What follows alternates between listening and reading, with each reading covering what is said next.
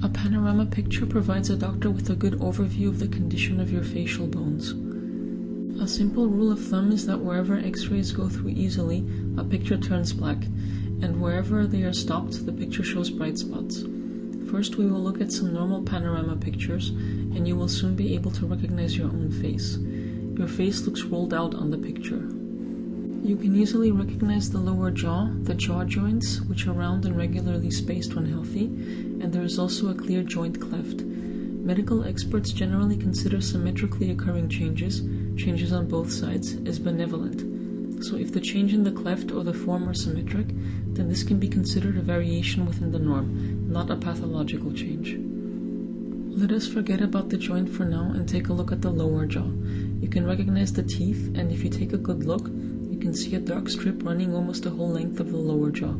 Dark means that the X-rays go through, so this area has less bone. It contains a nerve in a hollow bone canal.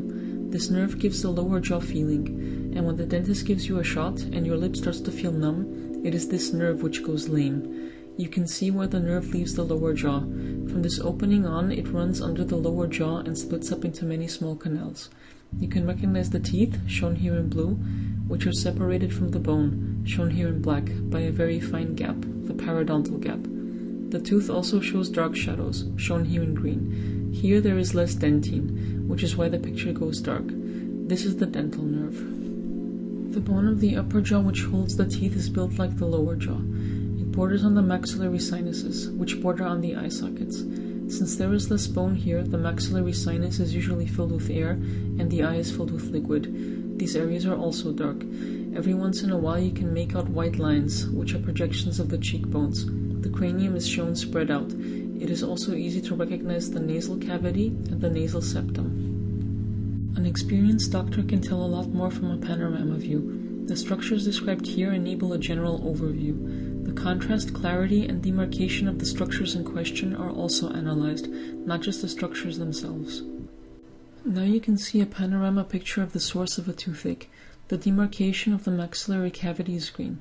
The tooth is marked in blue, and a spot on the root tip is marked in red. Dark means that the X-rays go through more easily, as there is less bone there. The teeth have very large fillings. A dental nerve may have been damaged during filling. It began to rot and caused an inflammation at the tip of the root. The inflammation caused bone to recede, enabling X-rays to pass through more easily. The doctor sees a dark spot. It's that simple. Here you can see a patient with periodontitis. Usually the alveolar bone runs 2 millimeters below the enamel cement line, the green line. Because the periodontitis was left untreated, bone has been receding for years. It is easy to see the horizontal direction of bone recession, the red line. This patient has been missing side teeth for years. She came in with pains in the jaw joint. A little bit of the root is left. The front root has been filled up completely, the back root partially.